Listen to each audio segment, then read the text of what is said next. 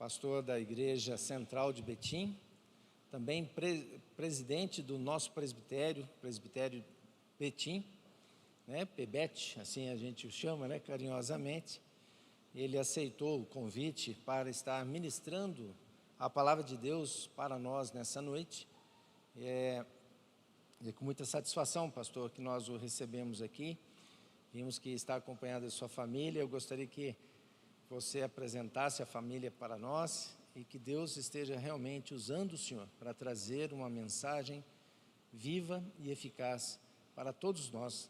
Esteja à vontade, o tempo está franqueado ao senhor para trazer a mensagem sem cortes, tá bom? Seja à vontade. Muito obrigado.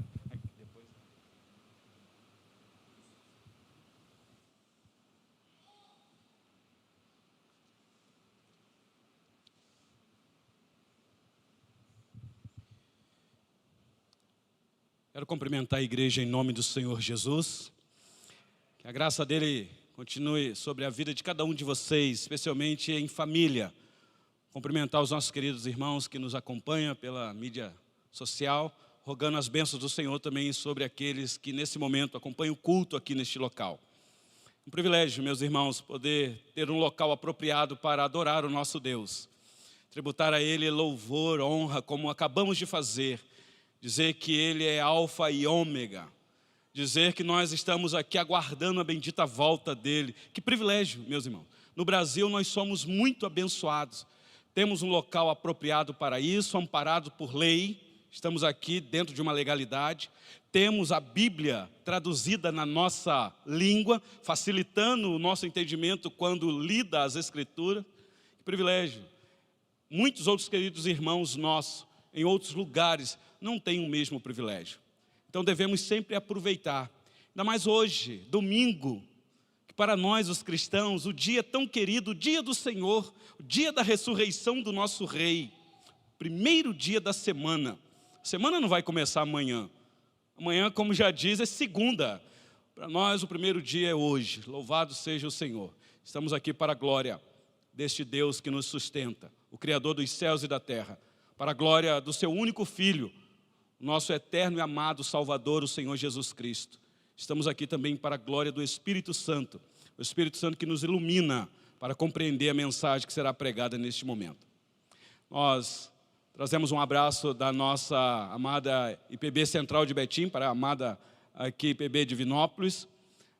Agradecemos o convite para participarmos junto deste culto aqui, a pessoa do conselho dessa igreja, do querido pastor reverendo Zé Roberto, nosso querido presbítero Eliseu, que tem nos acompanhado aí nas missões do nosso presbitério. Como ele disse, nós estamos no cargo de presidente, mas nós somos servos, meus irmãos. E nesse momento eu sou servo da palavra, minha missão é pregar as Escrituras. Estou acompanhado aqui da minha família, sou casado com Sueli, está presente aqui, sou pai de 3 meninas, Sara, que está aqui, casada, Wesley, meu genro, está aqui com a netinha, a Alice, mas nós temos ainda 2 outras filhas que moram no estado do Rio de Janeiro, e tem umas 3 netos que estão lá, o Enzo, o Emanuel e a Yarim. Então nós trazemos também aqui um abraço da nossa família a essa amada igreja. Meus irmãos, como eu disse, a nossa missão aqui é ser servo da palavra. Louvamos a Deus pelas nossas irmãs que conduziu tão belíssimamente aqui o louvor de adoração ao nosso Deus, mostrando que elas são servas da música, conduzindo a igreja em adoração. Então, nesse momento também é momento de louvor e adoração pela pregação da palavra do Senhor. Penso que já foi divulgado para a igreja o tema da nossa mensagem e o texto. Então, neste momento, eu gostaria de convidar a igreja, mesmo assentada, a abrir o texto da carta aos Hebreus, no capítulo 7.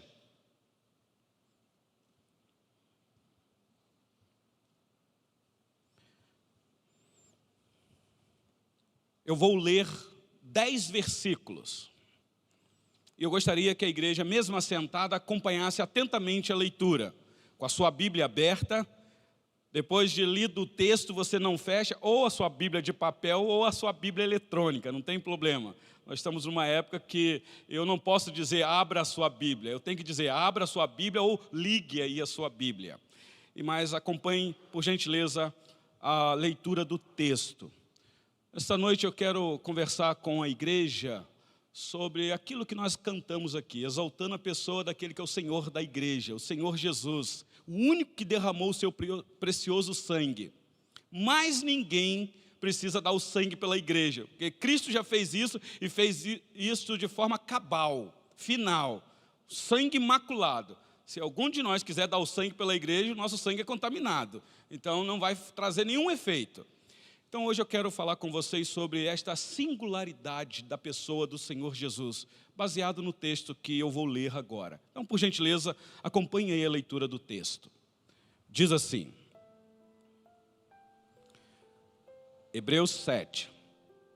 Porque este Melquisedeque, rei de Salém, sacerdote do Deus Altíssimo, que saiu ao encontro de Abraão, quando voltava da matança dos reis e o abençoou, para o qual também Abraão separou o dízimo de tudo, primeiramente se interpreta rei de justiça, depois também é rei de Salém, ou seja, rei de paz, sem pai, sem mãe, sem genealogia, que não teve princípio de dias, nem fim de existência, entretanto feito semelhante ao Filho de Deus. Permanece sacerdote para sempre, ou perpetuamente. Considerai, pois, como era grande esse a quem Abraão, patriarca, pagou o dízimo tirado dos melhores despojos. Ora, os que dentre os filhos de Levi recebem o sacerdócio, têm mandamento de recolher, de acordo com a lei, os dízimos do povo, ou seja, dos seus irmãos, embora tenham estes descendido de Abraão. Entretanto, aquele cuja genealogia não se inclui entre eles, recebeu dízimos de Abraão e abençoou o que tinha as promessas. Evidentemente, é fora de qualquer dúvida que o inferior é abençoado pelo superior. Aliás, aqui são homens mortais os que recebem dízimos, porém ali, aquele de quem se testifica que vive. E, por assim dizer, também Levi, que recebeu o dízimo, pagou-os na pessoa de Abraão, porque aquele ainda não tinha sido gerado por seu pai, quando Melquisedeque saiu ao encontro deste. Mantenha aí a sua Bíblia aberta ou ligada, vamos orar mais uma vez, meus irmãos. Porque aparentemente uma leitura do texto pode trazer na sua mente a seguinte indagação: meu Deus, que texto é esse que o pastor acabou de ler? Porque tem texto que a gente lê e logo clareia a nossa mente. A gente já pensa assim, já sei o que vai ser a mensagem. Mas tem textos, meus irmãos, que a gente lê, a gente fala, meu Deus, o que vai ser tirado desse texto? Porque leu, falou, não entendi nada. Eis aí a missão de rogarmos a Deus a iluminação do Espírito Santo, para que Ele nos auxilie neste momento, para compreender aquilo que Ele mesmo inspirou o servo dele registrar neste livro. Porque eu creio, meus irmãos, que o texto que eu acabei de ler foi escrito para o nosso ensino. Aliás, todas as escrituras, de Gênesis a Apocalipse, ainda que existem textos difíceis de entender, mas foram escritos para o nosso ensino. Então vamos orar mais uma vez nesse momento. Curva a tua cabeça, por gentileza. Senhor nosso Deus, nós estamos diante da bendita palavra do Senhor. Acabei de ler aqui uma porção deste texto santo. Precisamos do teu auxílio, o auxílio do teu bendito Espírito, para iluminar a nossa mente na compreensão do texto, para que não seja apenas uma mensagem intelectual, humana, mas que o Senhor, que é poderoso para falar de maneira especial aos nossos corações, usando o teu ministro interno, fale aos nossos corações pela pregação deste texto aqui neste momento. Ajuda-me, Senhor, naquilo que nós já refletimos sobre o texto, já analisamos aqui o contexto. Ajuda-me neste momento, Senhor, esclarecer aos teus filhos aqui neste local e àqueles que nos ouvem o real sentido desta mensagem para a nossa vida. Viemos aqui porque precisamos do Senhor na nossa vida. Eu oro assim por mim e pelos meus queridos irmãos que estão nos ouvindo. E orando assim no nome do Senhor Jesus. Amém. Meus irmãos, este texto que eu acabei de ler é, dentre os textos do Novo Testamento, muito significativo. Toda a Escritura é inspirada, mas há textos que ressaltam uma significância, não que seja melhor do que outro texto, mas que chama a nossa atenção. Alguns estudiosos, especialmente desta carta, a carta aos Hebreus, afirmam categoricamente que o capítulo 7 da carta aos Hebreus é um eixo que o autor faz aqui, como que uma dobradiça desta carta. Para vocês terem uma ideia, os capítulos de 1 a 6, que antecede o capítulo 7, apontou para a realidade desse texto que eu acabei de ler para vocês. Então é como que preparando o caminho para o que o capítulo 7 vai falar. E depois, capítulo 8 até o capítulo 13, são 13 capítulos, o que nós vamos ver aí são consequências do que ele vai dizer aqui no capítulo 7. Então, para você perceber a importância do capítulo 7 da carta aos Hebreus. O capítulo 7, você já deve ter visto aí, tem 28 versículos. Mas hoje eu vou ver se o Senhor nos permite apenas fazer a exposição aqui de 10 deles, se eu conseguir, se eu der conta. Tamanha informação que nós temos aqui. O texto, meus irmãos, como você acompanhou a leitura, deve ter percebido, é bem consistente de teologia boa. Aqui você tem que prestar atenção o que está sendo dito. E eu vou tirar desse texto aqui um tema. E o tema é exatamente este: a singularidade do Senhor Jesus Cristo como nosso sumo sacerdote. É sobre isso que eu quero falar com a igreja. Meus irmãos, esta carta foi escrita com uma grande finalidade. Como você já deve ter visto aí, carta aos Hebreus. Não é direcionada a uma cidade. Por exemplo, igual Paulo escreve uma carta à igreja na cidade de Corinto. Essa carta aqui não é para uma cidade, ainda que é para um grupo que estão numa localidade, mas nós não sabemos a localidade. Apenas ele está direcionando a quem a carta deve ser lida, aos hebreus. E quem são os hebreus aqui, meus irmãos? Os judeus, especialmente os judeus convertidos ao cristianismo. Então esta carta não foi escrita a priori para mineiros, residentes na cidade de Divinópolis ou Betim. Não foi escrita para brasileiros. Essa carta não foi escrita para americanos, europeus. Essa carta foi escrita para judeus convertidos. Por isso, a necessidade de entender primeiro o que o autor quer dizer para os seus leitores. Eu não posso já pegar o texto e tirar lições para nós sem explicar o objetivo deste texto ou da carta. E qual é a finalidade do autor? Meus irmãos, o primeiro século era difícil de ser cristão. Como eu disse no início aqui, eles não tinham a liberdade que nós temos hoje. Eles não podiam ter um local propício para reunir, para adorar a Deus. Eles não podiam. Era um risco muito grande.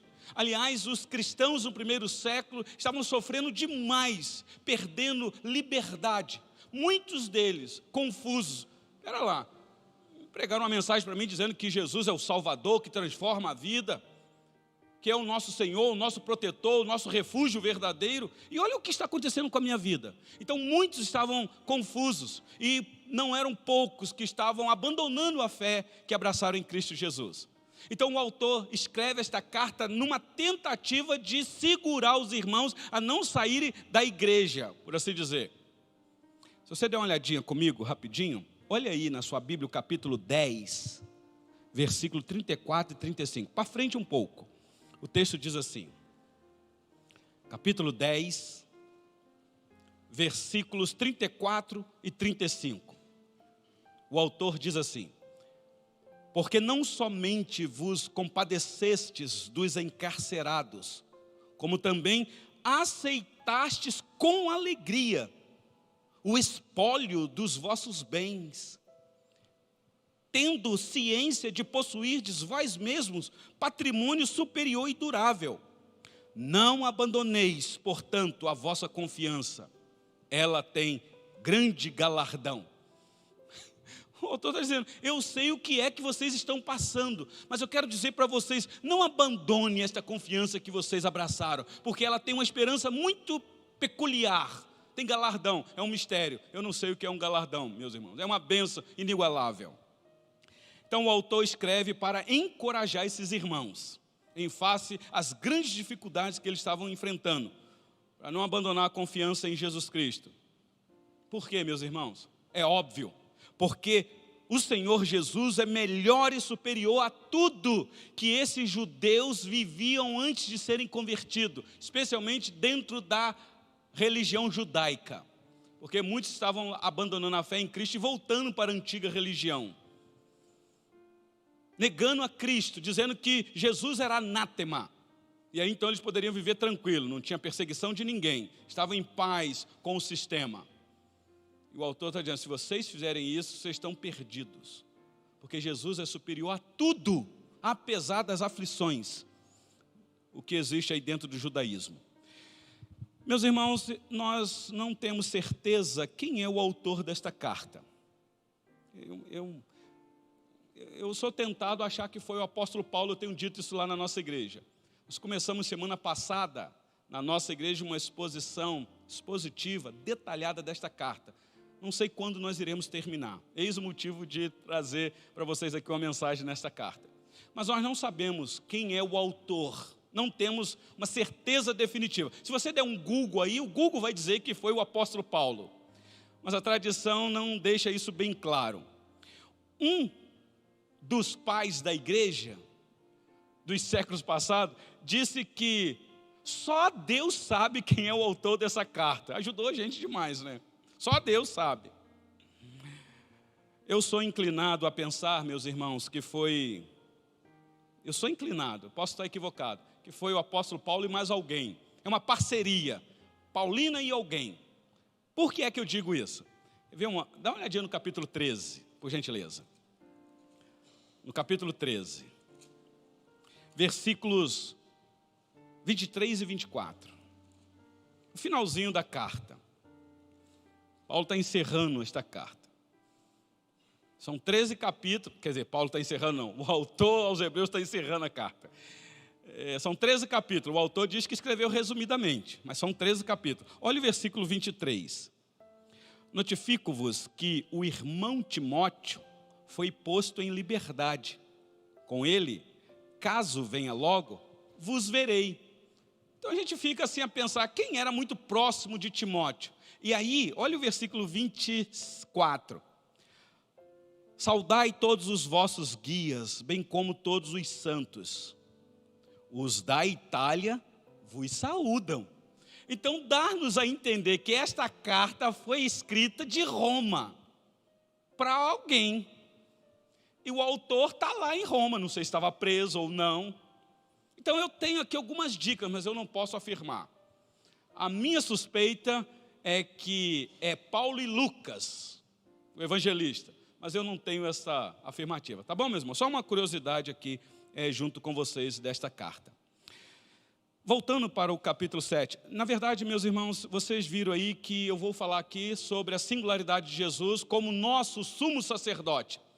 Quando você lê o capítulo 7, parece que o autor está começando a falar dessa evidência na pessoa de Cristo como sumo sacerdote, usando a figura de uma pessoa misteriosa, que eu também não vou saber falar muito dela, que é Melquisedeque. Melquisedeque e Jesus Cristo. Mas o autor não vai falar desta peculiaridade de Jesus Cristo no capítulo 7. Ele já vem preparando o caminho para quando chegar no capítulo 7 ele dá uma ênfase. Quer ver uma coisa? Capítulo 2. Só para você entender o que é que nós queremos com esta mensagem. No capítulo 2, versículo de número 17. O autor diz assim. Vocês acharam? Hebreus capítulo 2, versículo 17. Por isso mesmo convinha que em todas as coisas se tornasse semelhante aos irmãos, para ser misericordioso e fiel sumo sacerdote nas coisas referentes a Deus e para fazer propiciação pelos pecados do povo. Então, no capítulo 2, ele já deu uma dica, porque ele está falando de Jesus Cristo. Olha aí comigo ainda no capítulo 3, versículo 1. Capítulo 3, versículo 1. Por isso, santos irmãos. Quando ele fala santos aqui, meus irmãos, só um parênteses. Ele está falando dos crentes em Cristo, que eram separados do mundo. Não era para ser contaminado. Kadosh, santo, separado. Não é santo aqui no sentido de ser canonizado. Tá bom? Deixando isso bem claro. Então ele diz assim: por isso, santos irmãos, que participais da vocação celestial, considerai atentamente o apóstolo e sumo sacerdote da nossa confissão, Jesus. E deixa claro isso, chamando Jesus de apóstolo e sumo sacerdote. Capítulo 4, versículo 14. Ele diz assim: tendo, pois, a Jesus, o Filho de Deus, como grande sumo sacerdote que penetrou os céus, conservemos firmes a nossa confissão. Prestou atenção? Ele está apontando para aquilo que o Senhor Jesus realizou quando ele morre na cruz. O sacerdote humano, daqui a pouco eu vou explicar um pouquinho sobre isso, penetrava no mínimo o santo dos santos, o véu, lá no templo. Ele está dizendo, o Senhor Jesus não penetrou o véu, ele penetrou os céus. Então ele está preparando o caminho para o que ele vai falar no capítulo 7. Olha o capítulo 5, versículo 6. Ainda aí, capítulo 5, versículo 6. Como em outro lugar também diz, tu és sacerdote para sempre, segundo a ordem de Melquisedeque. E aí o versículo 10, o último versículo que eu vou usar aqui agora, diz assim, versículo 10 do capítulo 5. Tendo sido nomeado por Deus, sumo sacerdote, segundo a ordem de Melquisedeque. Então ele preparou o caminho. E agora ele chega no capítulo 7, que eu quero ver com vocês. Meus irmãos, prestem atenção num detalhe aqui. A grande questão de todas as religiões é de como as pessoas fazem para se chegar a Deus. Todas elas, sem exceção. E quase todas elas têm o conceito de mediação. Ou seja, as divindades, seja lá quais forem, todas elas requerem uma mediação. Quem veio aqui de outra religião deve saber disso, se você veio de alguma outra religião. Ou se alguém que nos ouve pertence a uma outra religião, sabe do que eu estou dizendo. Precisa de uma mediação. Em quase todas as religiões, nós iremos encontrar a ideia de sacrifícios. Não é só no cristianismo, não é só no judaísmo, ou não era só no judaísmo.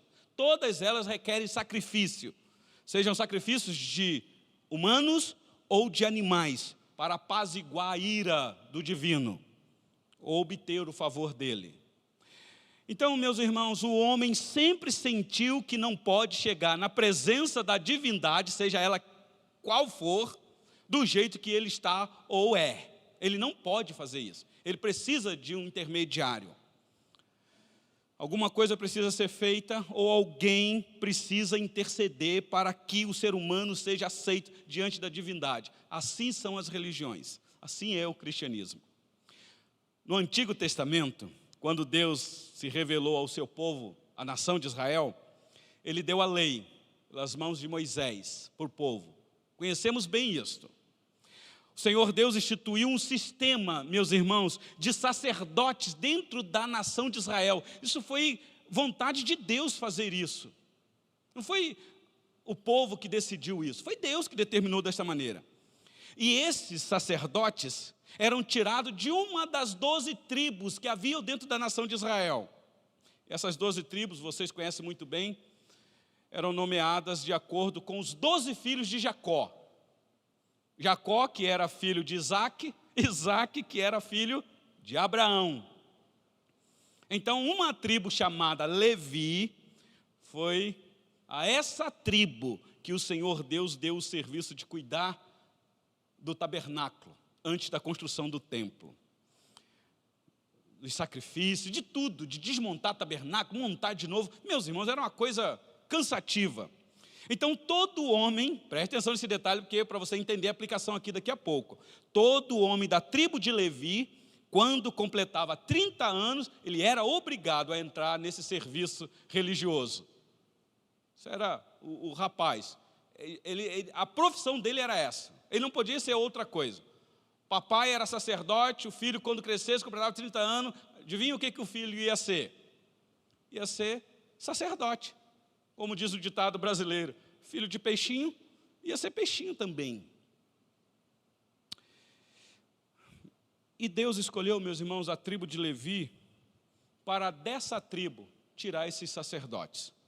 Aqueles que funcionavam como mediadores entre o povo e Deus. E dentro desta tribo de Levi, dentre os sacerdotes, havia um que era considerado como o sumo sacerdote. Se você não entender isso, meus irmãos, você não vai entender por que nós abraçamos a fé em Cristo Jesus. Porque é daqui que Cristo vem, nesse sistema todo, complicado para nós que somos brasileiros. O autor desta carta, que nós não sabemos quem é, conhecia tudo isso muito bem. Ele conhecia isso, talvez o autor dessa carta aqui aprendeu demais sobre esse sistema. Eu sou tentado a falar que ele aprendeu aos pés de Gamaliel, mas é um estudante de teologia do Antigo Testamento. Ele conhecia demais esse sistema. Ele era um judeu. Ele conhecia os rituais dos sacerdotes do Antigo Testamento. Só que agora, presta atenção, ele conheceu a Jesus Cristo, ele que era um judeu. Ele agora teve um encontro com o Senhor Jesus, não sei se foi no caminho de Damasco, mas ele teve um encontro com Jesus Cristo, que era um judeu.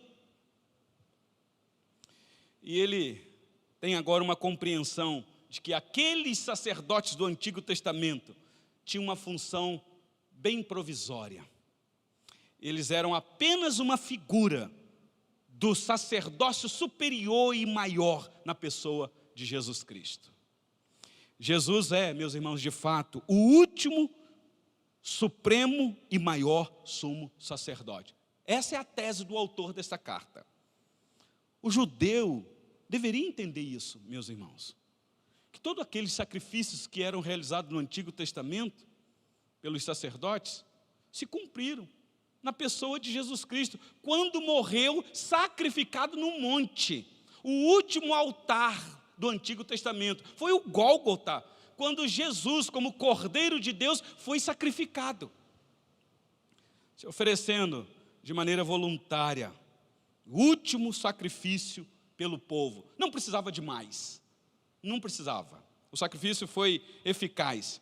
Só que ele não só foi sacrificado, nós conhecemos, ele ressuscitou e ele vive agora à direita da majestade de Deus nas alturas, intercedendo por nós. Pensa que maravilha, meus irmãos. Por isso é que a igreja existe, porque nós temos o Espírito Santo, que ele mesmo enviou, derramando aos nossos corações, que é um intercessor, quanto mais em nós, aqui na terra, presente conosco, não nos deixando órfão, mas nós temos também a pessoa bendita do Senhor Jesus intercedendo por nós, à direita da majestade. O que é que você precisa de mais? Pastor não orou por mim. Aí você fica aborrecido com o pastor. Ah, mas você tem o Espírito Santo que intercede por você. Você tem Jesus Cristo sentado à direita de Deus Pai. O pastor tem o dever de orar, mas a oração do pastor é ineficaz se o Espírito Santo não assistir ele. Então abra um pouquinho a mente sobre isso. Eu não estou dizendo que o pastor não deva orar. É função do pastor orar pelas suas ovelhas. Mas o que eu estou dizendo é que às vezes a gente tem essa sensação, a oração forte é a oração do pastor. Meus irmãos, nós não somos desse sistema não. O último sacerdote foi Cristo. Hoje o sacerdócio é universal. A oração do pastor vale, mas a tua oração também vale. Aliás, você também tem que orar pelo teu pastor, porque ele carece de oração também. Então aqui no texto que nós lemos, meus irmãos, eu estou gastando um tempo aqui para prender a sua atenção nesse sentido. O autor vai fazer uma comparação entre os sacerdotes que realizavam lá no templo com a pessoa de Cristo. Especialmente o sumo sacerdote, que eram homens mediadores entre Deus e o povo. E vai falar que Jesus Cristo agora é o mediador entre Deus e os cristãos. Ele quer atraiu o coração dos seus leitores, aqueles judeus que querem abandonar a fé, dizendo, se vocês abandonarem Jesus, vocês vão perder um mediador poderosíssimo, que intercede por vocês. E o autor vai mostrar isso, meus irmãos, dizendo que antes que Deus tivesse que instituir o sacerdócio levítico dentro da nação de Israel, já existia a mediação de Jesus Cristo, antes de qualquer instituição de sacerdócio. O Filho de Deus, que veio na pessoa de Jesus Cristo, já existia lá atrás como sacerdote, ou como sumo sacerdote, como mediador, muito antes de haver qualquer divisão de tribo dentro da nação de Israel. E ele vai provar isso, meus irmãos, que Jesus Cristo tem um sacerdócio maior que os sacerdotes levíticos, mostrando aqui o encontro.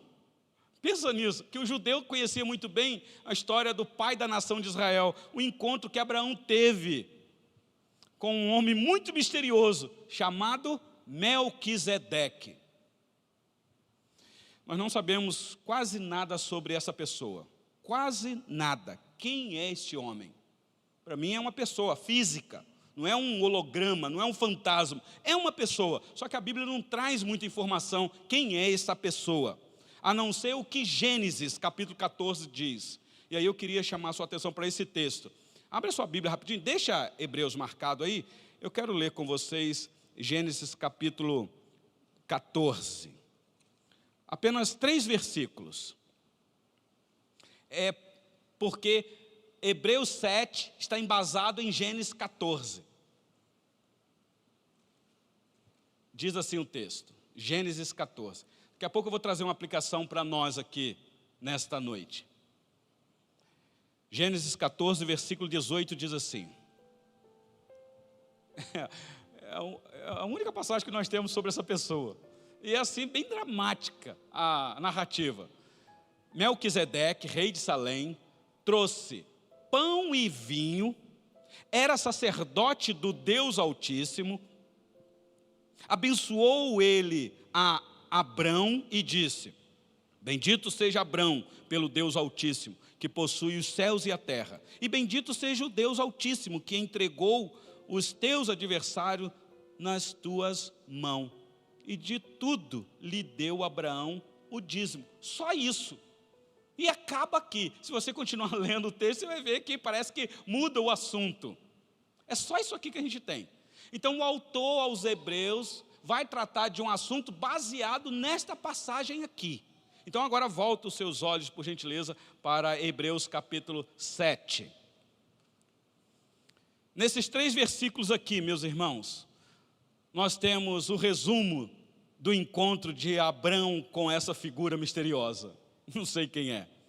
Esse encontro aconteceu, pasmem vocês, depois que Abrão foi socorrer o seu sobrinho Ló, que cresceu o olho para uma região próspera. E de repente aquela região foi amaldiçoada por Deus. E Abraão tem que ir lá socorrer o seu sobrinho Ló. E vai para uma batalha sangrenta. E é vitorioso. Então Abrão era homem de guerra. E quando ele está voltando com os espólios daquela batalha, daqueles reis pagãos, é que ele tem esse encontro. Melquisedeque, diz o texto, que era rei da cidade de Salém. Não sei como é que foi isso, meus irmãos. Naquele tempo, cada cidade tinha o seu rei. Era assim. Vocês devem lembrar que o apelo da nação de Israel foi exatamente para ter rei como as outras nações. Porque os filhos de Samuel iam assumir o governo da nação de Israel. Eles falam, não, seus filhos são corruptos. Nós queremos um rei na nossa nação como as outras. Então, as cidades tinham os seus reis. É como se fosse hoje na nossa cidade que tem o prefeito. Naquele tempo era o rei, o sistema monárquico. Possivelmente era um daqueles descendentes, a gente não tem muita certeza, esse Melquisedeque, de Noé. Talvez. Talvez ele era conhecido como portador da verdadeira religião, do Deus Altíssimo, como está aqui nas Escrituras. Diz aí que ele era sacerdote do Deus Altíssimo. Então, o sistema sacerdotal já existia antes. Então, o Deus de Melquisedeque era o Deus que criou todas as coisas. Era rei. e ao mesmo tempo sacerdote. Pare e pensa nisso. Isso assusta a gente quando a gente lê isso aqui um pouquinho. Rei e sacerdote, ou seja, ele era um líder político, monárquico, e ao mesmo tempo um líder religioso.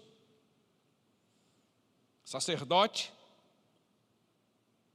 só isso, não temos mais nenhuma informação dele. Não temos informação da sua genealogia, a Bíblia não se importou em trazer essa informação para nós. Nós não sabemos quem era o seu pai, quem era a sua mãe, nós não sabemos quando ele morreu, a Bíblia não diz, onde ele morreu e como ele morreu, não sabemos. Simplesmente ele aparece e desaparece na Bíblia. Dorme com um barulho desse. Então, ele se encontra com Abrão, num contexto muito importante de uma vitória de Abraão. Melquisedeque trouxe para Abraão pão e vinho, informação dramática aqui no texto. Isso daqui, meus irmãos, me lembra alguma coisa. Essa pessoa trouxe pão e vinho, o que isso nos lembra? E diz o texto que esse homem abençoou Abrão.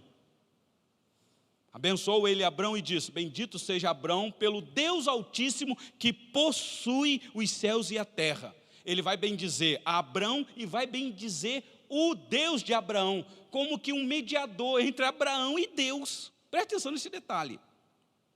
O versículo 20 que eu li aqui de Gênesis diz que ele funciona exatamente como um mediador. E meus irmãos, qual foi a atitude de Abraão? Poderia repreender esse homem, porque Abraão foi um homem chamado por Deus, uma experiência com Deus Altíssimo. E o que é que Abraão faz?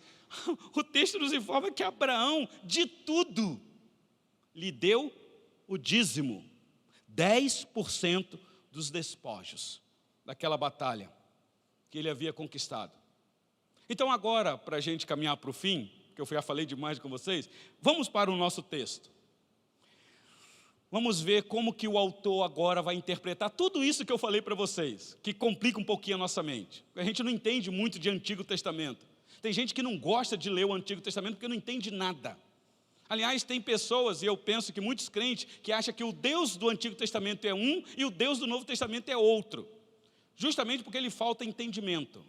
Olha só então como que o autor interpreta aqui tudo isso que eu acabei de ler para vocês, ou dizer, e agora vai fazer aplicações para os seus leitores.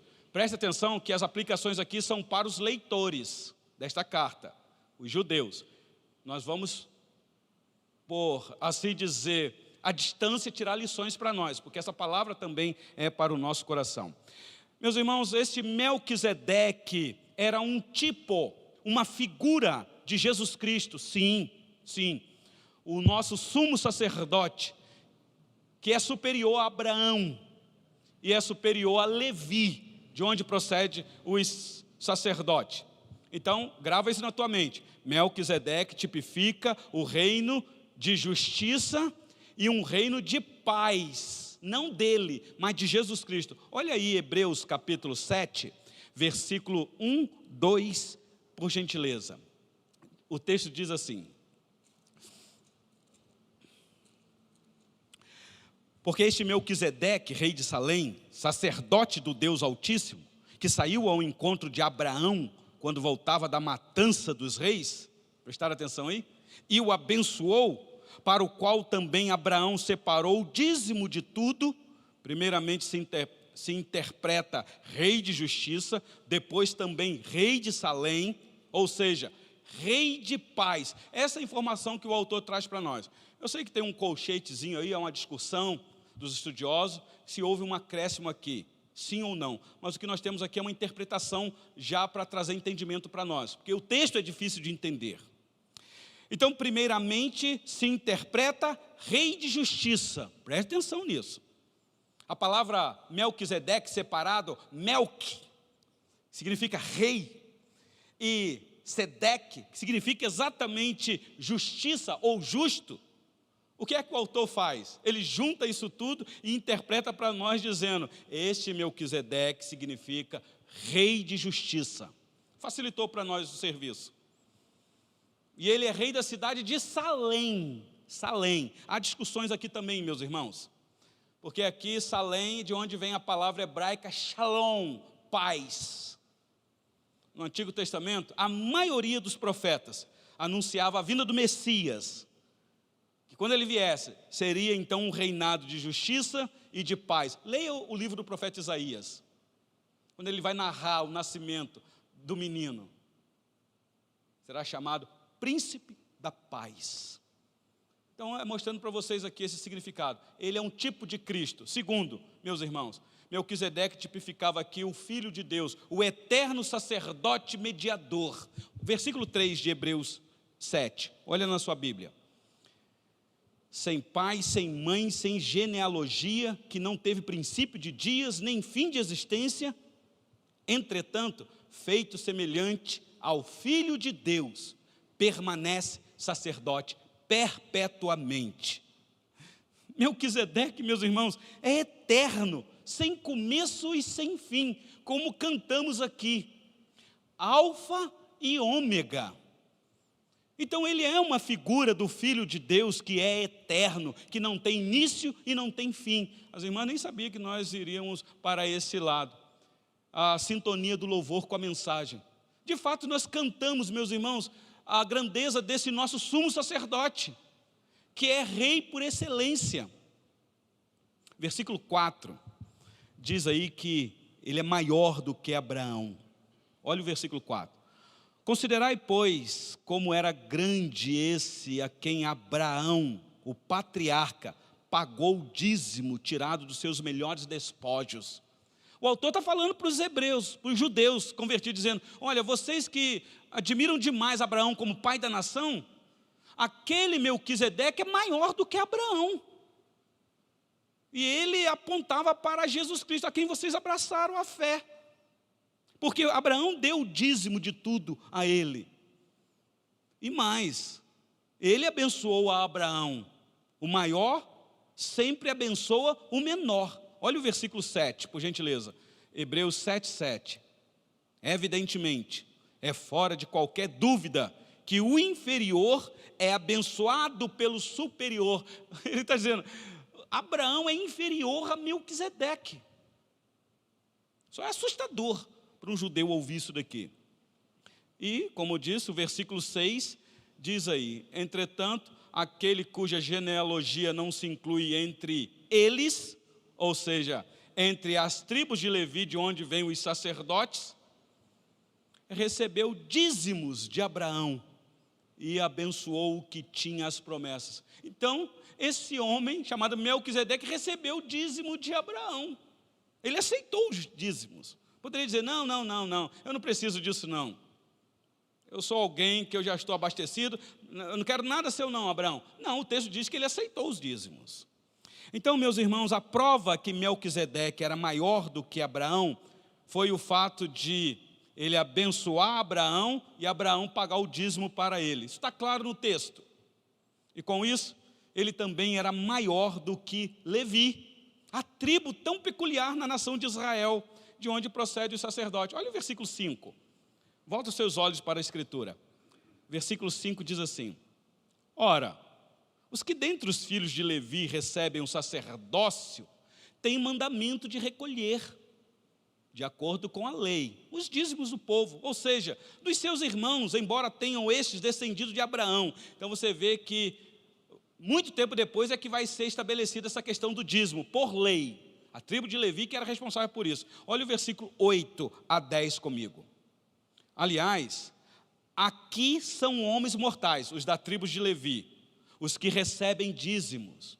Porém, ali, aquele de quem se testifica, vive, está apontando para Melquisedeque. E, por assim dizer, também Levi, que recebe dízimos, pagou-os na pessoa de Abraão. Olha o raciocínio do autor. Ele está dizendo, vocês querem saber uma coisa? Vocês ficam valorizando o sistema judaico? A tribo de Levi estava lá nos ombros de Abraão. Porque Abraão é pai de Isaac, que é pai de Jacó, que Levi é filho de Jacó. Então Levi é bisneto de Abraão. Então Levi estava lá, junto com Abraão, quando pagou dízimo para aquele ser misterioso. Acompanhe o raciocínio comigo, meus irmãos. Portanto, aqui está este raciocínio, tão difícil de entender.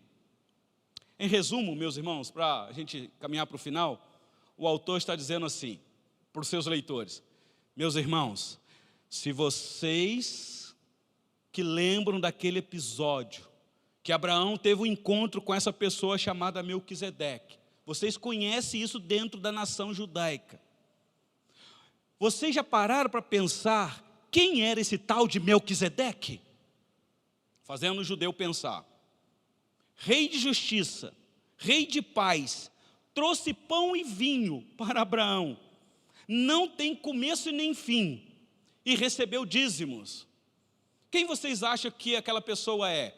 Ou quem essa pessoa tipificava? Com certeza era uma pergunta retórica. Jesus Cristo, o Filho de Deus, o sacerdote perfeito, o sumo sacerdote por excelência, o único verdadeiro mediador entre Deus e os homens. Então, se vocês abandonarem essa fé, não tem outro caminho de salvação para vocês. Vocês estão todos perdidos. É mais ou menos isso daqui que ele está dizendo.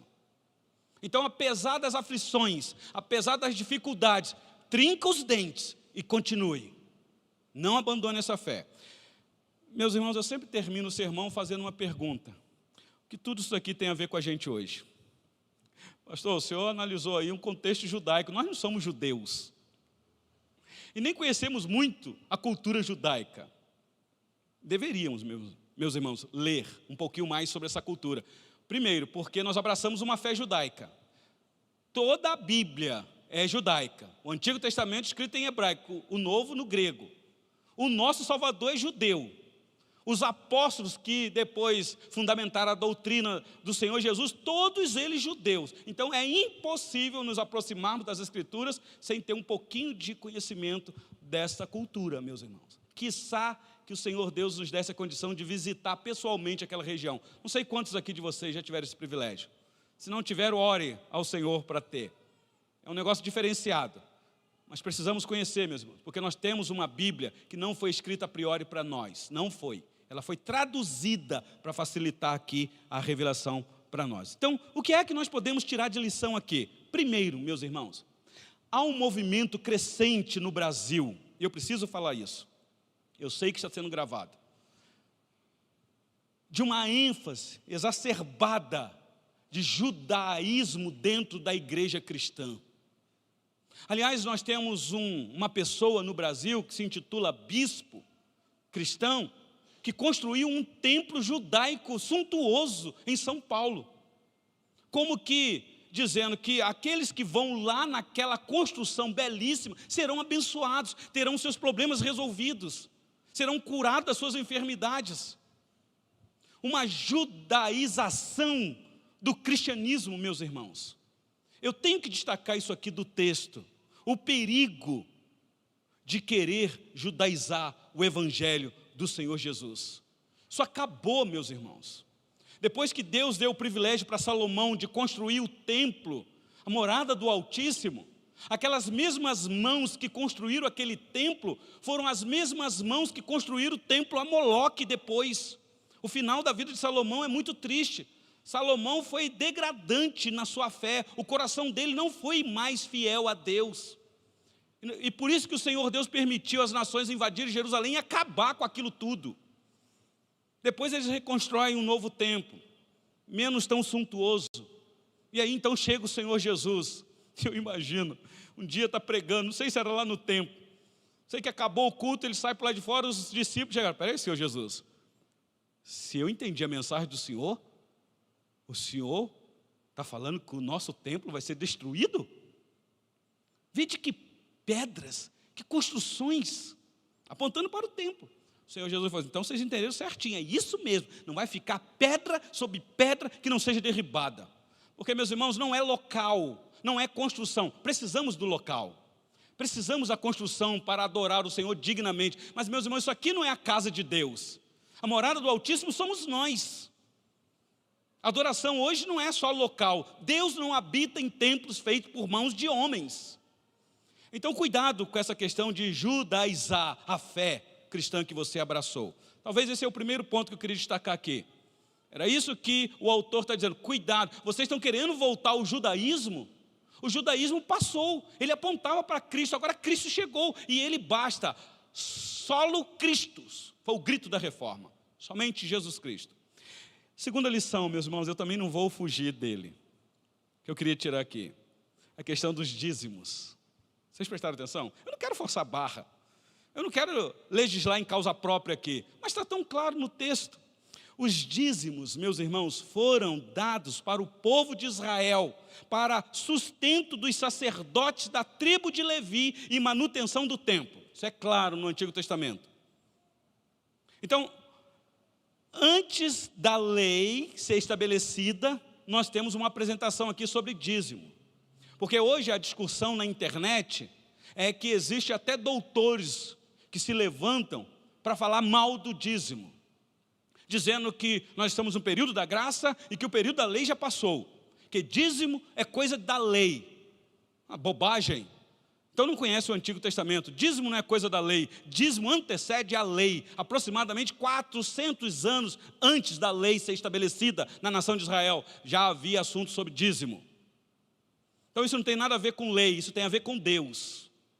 Então eu queria deixar isso aqui bem claro para a igreja.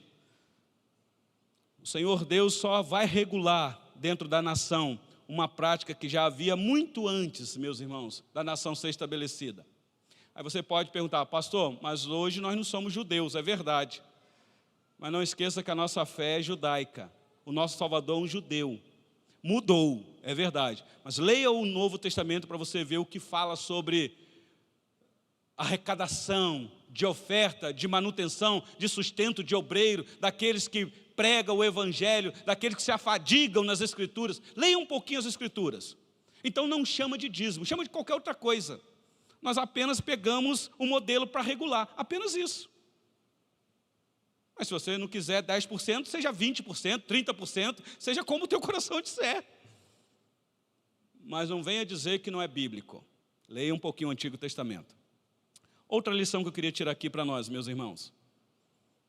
Vocês prestaram atenção que o Senhor Deus não se limita apenas a uma nação? Ele escolheu a nação de Israel para manifestar o seu grande poder por causa da vinda do Messias. Mas, meus irmãos, o Senhor Deus, Ele reina no meio das nações pagãs. Ele tem os seus eleitos aí fora. Isso daqui para nós, meus irmãos, é um incentivo à missão, a pregar o Evangelho. Às vezes nós ficamos muito enclausulados dentro da nossa caixinha. Meus irmãos, nós somos chamados para anunciar esse que é o Deus Altíssimo aí fora, entre outros povos. Investir em missão, apoiar os missionários, orar por eles. E se você puder, vá também. Anuncie. Hoje, meus irmãos, nós temos as mídias sociais que nos ajudam demais nisso. Não, Deus tem os predestinados. Sim, os predestinados estão aí.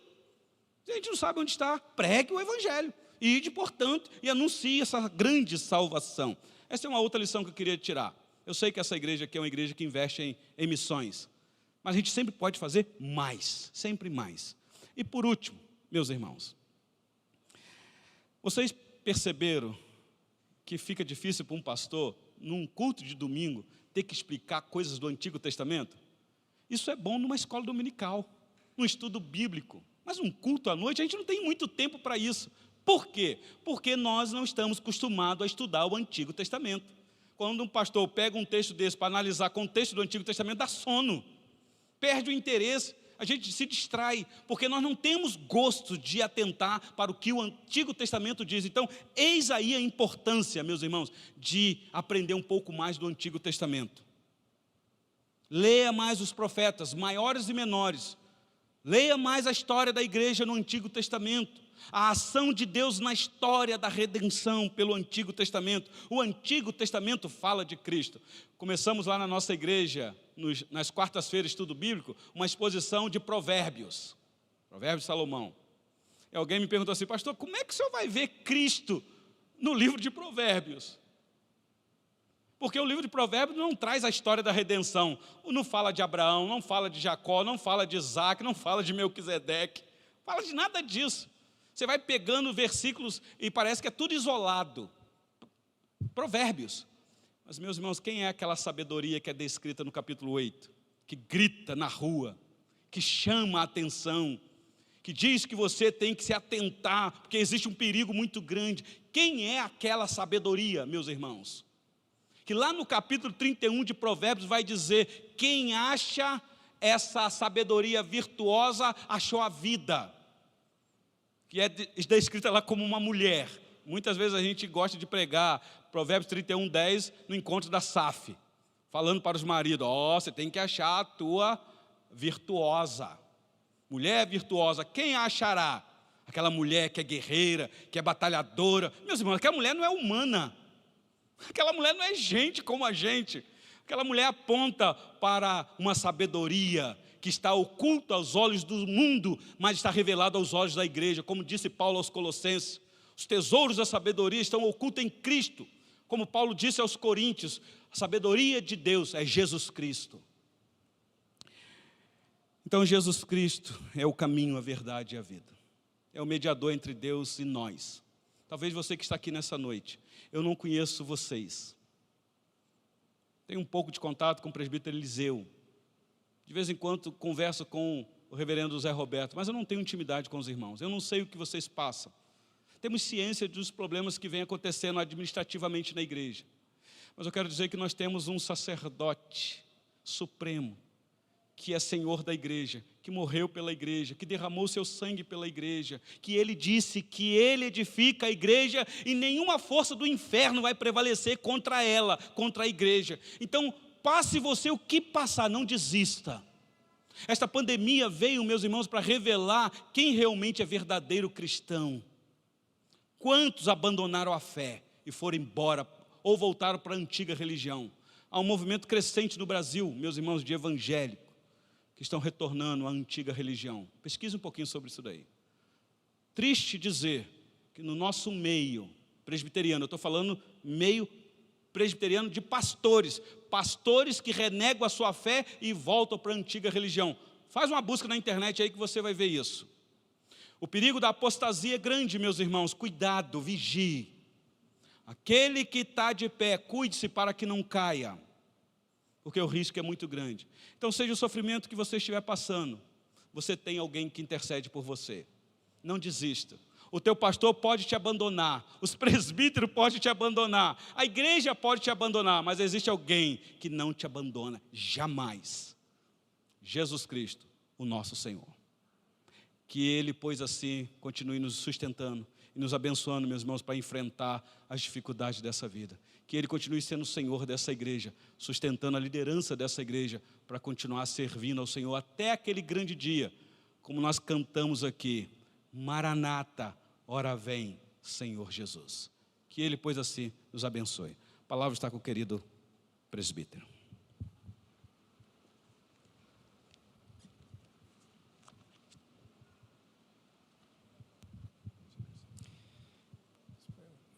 Nós que agradecemos ao nosso Deus pela vida deste homem que veio para nos trazer palavra do céu diretamente aos nossos corações. Nós estamos muito gratos, pastor Elton, pela tua vida, pelo bem que o Senhor trouxe a nós nessa noite, que nos engrandece como igreja recebermos também, de alguém que não nos conhece, mas que trouxe aquilo que necessitamos também. Nós agradecemos pela sua vida, louvamos a Deus por ela, estamos em oração também para que o retorno à sua casa, seja em segurança. Muito obrigado pela visita da família toda, Leva também o nosso abraço à igreja lá em Betim, que Deus seja realmente abençoando a sua vida e o seu ministério, que tem nos abençoado essa noite. Nós agradecemos muito a sua vida.